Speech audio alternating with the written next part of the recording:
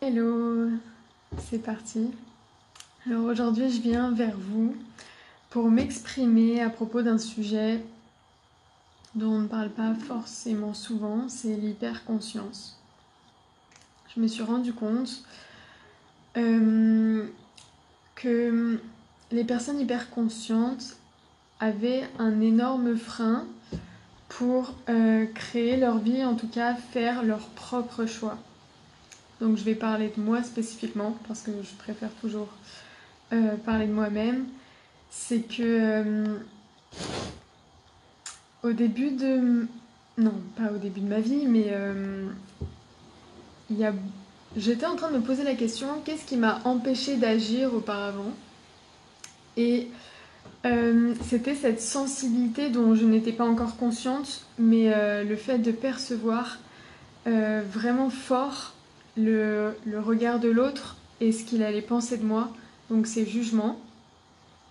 Et le fait de m'identifier à ces jugements. C'est-à-dire que quand l'autre me jugeait, autour de moi, il n'avait même pas besoin de le parler avec sa voix, je le ressentais et je m'y identifiais. Ça veut dire si je traverse la rue et je me dis « oulala, je me sens ridicule », en fait, ça pouvait être des personnes autour de moi qui me jugeaient comme étant ridicule et du coup, je pensais être ridicule. Je ne sais pas si vous avez déjà ressenti ça, c'est le fait de ne pas pouvoir se dissocier de la pensée de son entourage et du coup de se perdre dans tout ça et de ne plus savoir vraiment qui on est puisque on se juge constamment. On pense que c'est nous qui nous jugeons, que c'est notre vérité et en fait c'est peut-être notre entourage c'est peut-être votre entourage qui vous juge. Par exemple, ça vous est déjà arrivé en fonction de votre entourage, de ne pas avoir la même confiance, de ne pas avoir le même ressenti intérieur.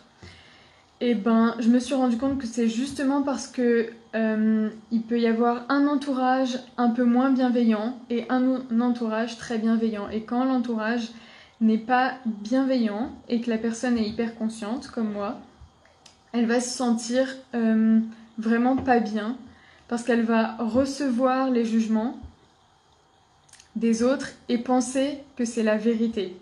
Donc si elle est entourée de personnes qui ne la reconnaissent pas comme elle est, qui ne savent pas qui elle est, qui n'ont pas confiance en ses capacités, elle va se sentir intérieurement nulle, puisqu'elle va recevoir les jugements des autres comme sa vérité. Et si elle est entourée de personnes extrêmement bienveillantes qui voient qui elle est et qui l'encouragent et qui sont extrêmement bienveillants et authentiques avec elle, enfin avec cette personne, et ben sa confiance va augmenter. C'est-à-dire que l'hyperconscience, c'est aussi être profondément influencé par le regard de son entourage et ne pas savoir s'en dissocier et du coup ne pas entendre sa propre voix sur qui on est, quel potentiel nous avons, quelle est notre différence, quelle est notre unicité. Donc ça, c'était le premier point sur l'hyperconscience.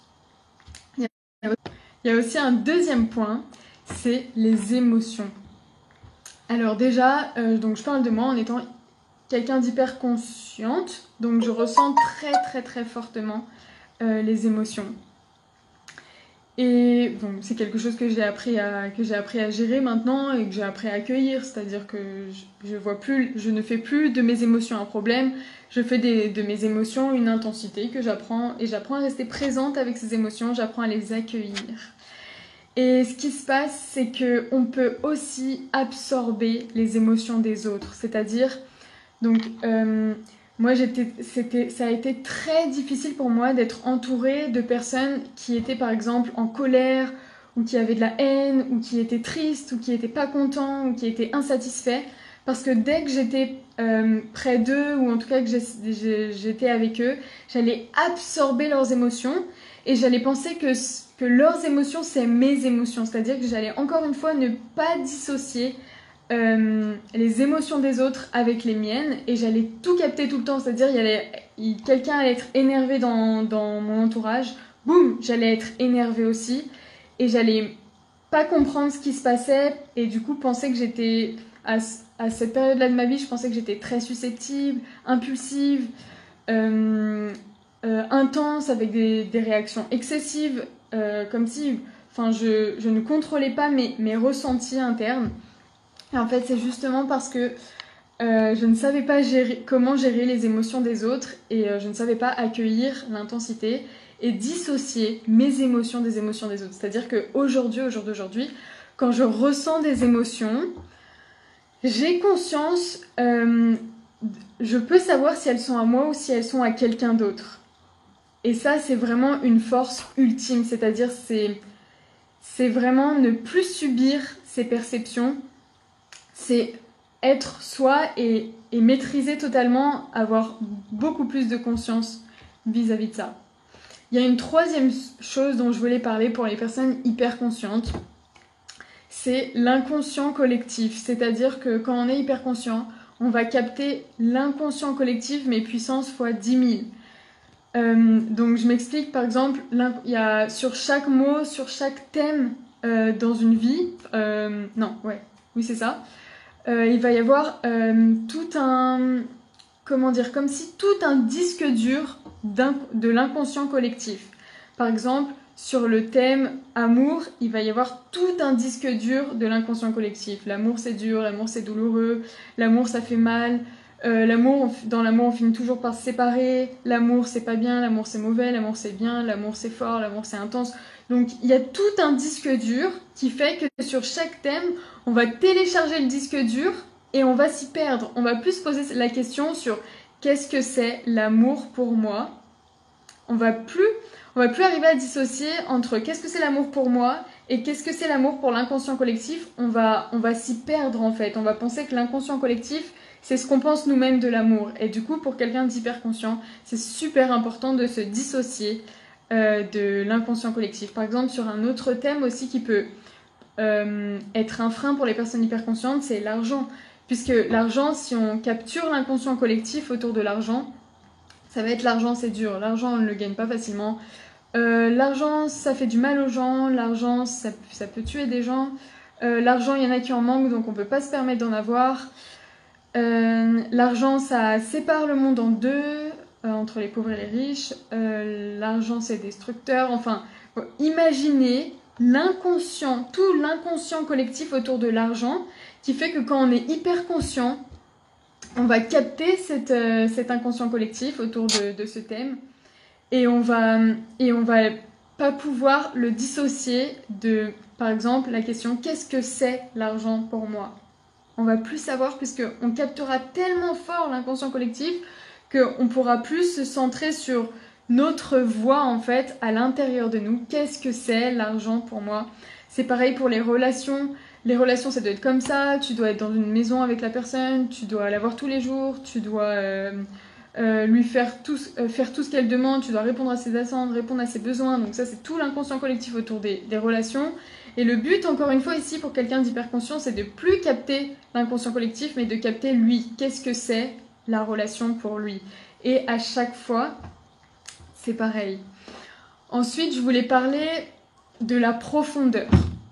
Quelqu'un qui est hyper conscient, en tout cas moi, je suis hyper consciente, et la profondeur va être importante pour lui, c'est-à-dire que il va vraiment, enfin en tout cas, je parle de moi, donc ça va vraiment être important pour moi d'être profonde. Quand j'entends profonde, c'est me poser des questions existentielles rapidement, me demander quelle est ma place sur Terre, quelle est ma place dans ce monde, quelle est mon utilité pour ce monde, me demander qu'est-ce que je vais faire de ma vie très tôt, mais avec un besoin ultra fort de le savoir, de savoir qu'est-ce que je fais sur Terre et de ne pas pouvoir rester superficielle à faire un travail ou à faire une activité qui n'a pas de sens pour moi. Donc la profondeur, c'est toujours aller chercher le sens dans chaque chose que je fais.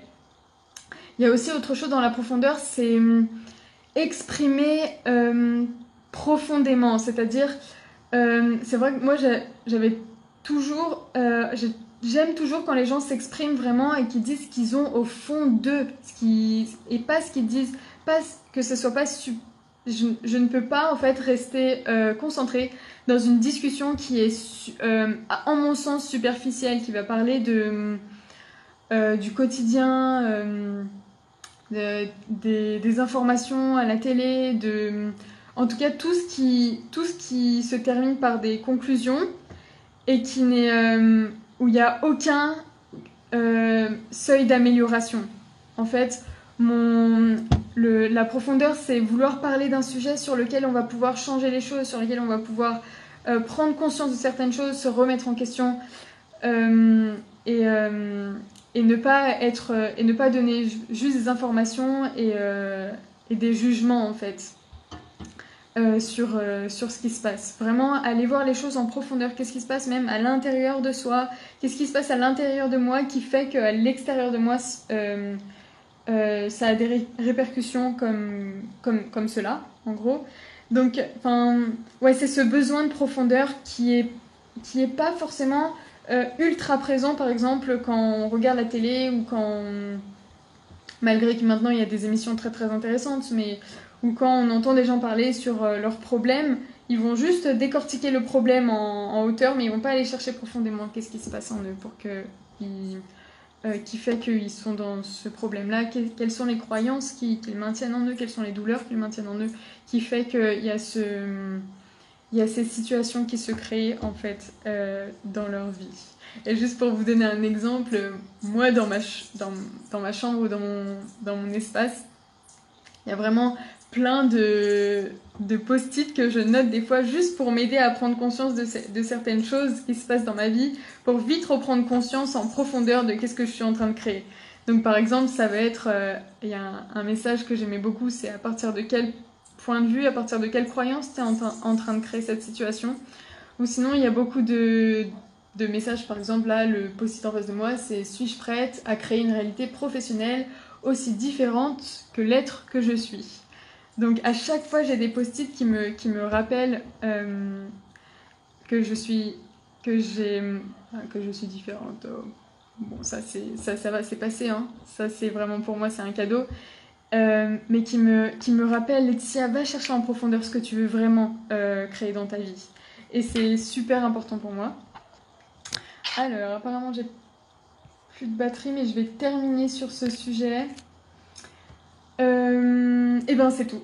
Et en tout cas, si ce thème-là vous parle, je vous invite à prendre un rendez-vous avec moi parce que j'en fais cette semaine et c'est vraiment mon expertise en fait d'accompagner les personnes qui sont hyper conscientes à créer leur réalité, à créer leur vie sans être complètement influencées par l'inconscient collectif, complètement influencées par le fait de percevoir les émotions des autres, percevoir les pensées des autres.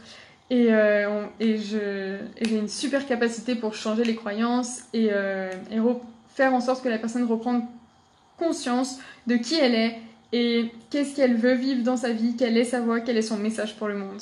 Donc je vous fais un coucou et j'ai été super contente de m'exprimer à propos de ça. Bye!